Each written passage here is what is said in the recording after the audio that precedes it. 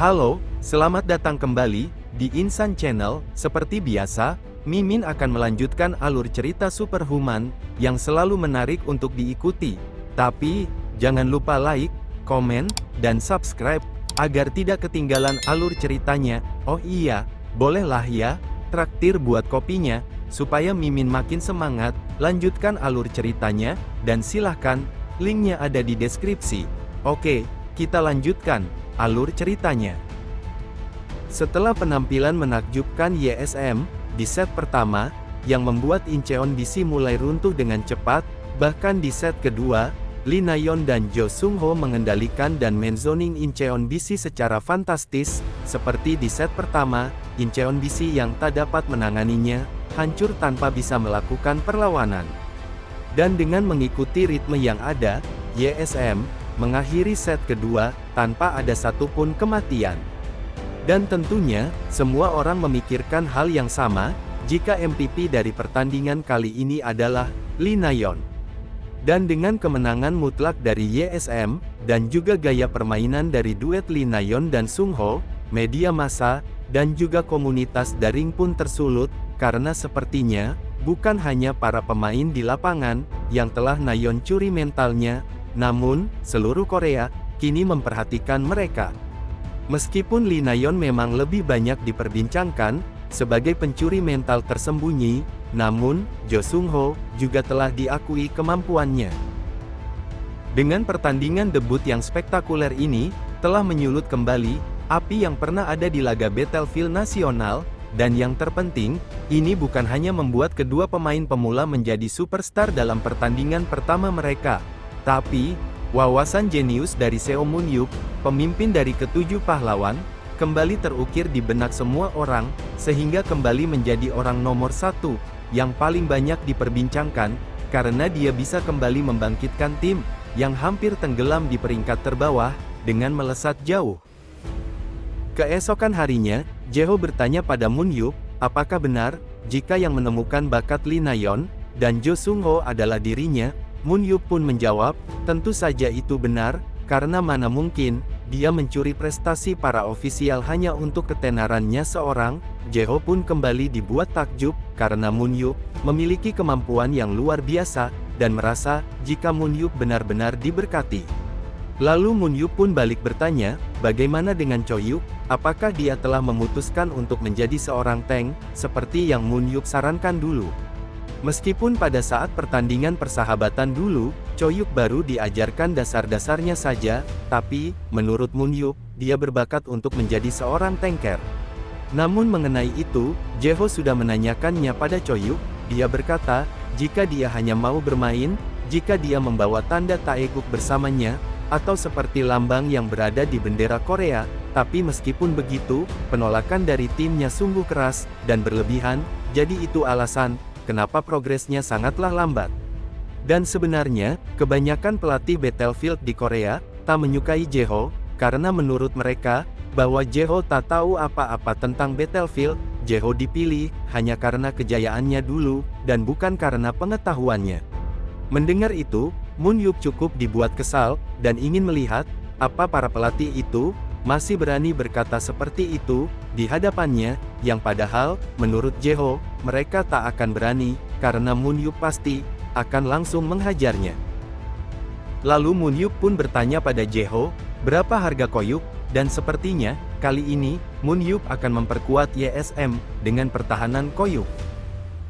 Scene pun beralih pada berita, yang memberitakan, jika YSM, telah menang 5 kali berturut-turut, yang tentunya, membuat heboh, seluruh media Korea, dan tentunya membuat senang semua anggota YSM, termasuk Do-jun, karena ini pertama kalinya, YSM menang 5 kali berturut-turut, semenjak klub didirikan, dan benar-benar tak menyangka, jika hari kejayaan timnya akan tiba, bahkan, semenjak pertandingan debut mereka, komunitas daring, dipenuhi dengan nama Na-yeon, siapa sangka, jika Na-yeon bisa menjadi player yang luar biasa.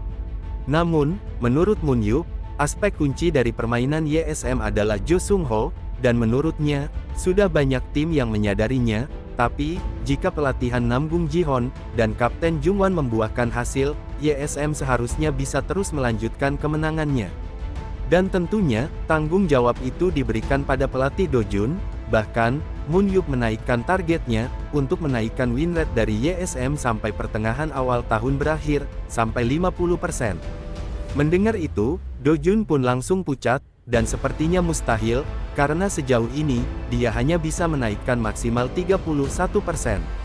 Namun bagi sang kapten berbeda, jika seandainya itu Hanjong Industry, sepertinya mustahil, dan lagi, Moon Yup tak akan membuat candaan seperti itu, meskipun terlihat jika Moon Yup seperti keras kepala pada opininya, namun sebenarnya, dia berbicara berdasarkan perhitungan yang telah dia lakukan dengan sempurna. Dulu, Ju Wan bisa menjadi seorang player berkat bantuan Hanjong Industry, meski sekarang namanya telah berubah, dia cukup tenang, karena akhirnya bisa membayar kembali kebaikan yang telah dia terima dari tim ini. Tak lama setelah itu, Moon Yup pun berdiri, dan meminta perhatian dari semua anggota tim YSM, karena dia ingin mengumumkan sesuatu. Kalau kalian bisa meningkatkan win rate kita sampai 50%, sebelum pertengahan awal season berakhir, aku juga akan berinvestasi pada tim ini sebanyak itu karena kalian sudah menunjukkan potensi kalian, maka aku juga harus bertanggung jawab, ucap Moon Yup. Dan tak lama setelah itu, Moon Yup pun pamit, karena ada sesuatu yang harus dia lakukan. Setelah keluar dari tempat makan itu, Moon Yup sebenarnya mengkhawatirkan sesuatu, yaitu, jarak Jo Sung Ho bisa mengirimkan benda, dan menentukan lokasi itu, cuma sekitar 3 km, dan apabila musuh mengabaikan Nayeon, dan malah mencari Sung Ho, maka Nayeon juga akan kehilangan kekuatannya. Jika permainan zoning YSM tidak bekerja, maka peluang kemenangan tim akan menurun signifikan. Dan untuk mengatasi masalah itu, sepertinya YSM memerlukan sumber daya lebih, agar bisa menggunakan strategi yang lebih beragam, atau mungkin, melakukan latihan 11 lawan 11 dengan tim lain, seperti saran dari Baek Jae-ho. Setelah banyak memikirkan masalah tim, Moon Yup malah semakin menginginkan Cho Hyuk.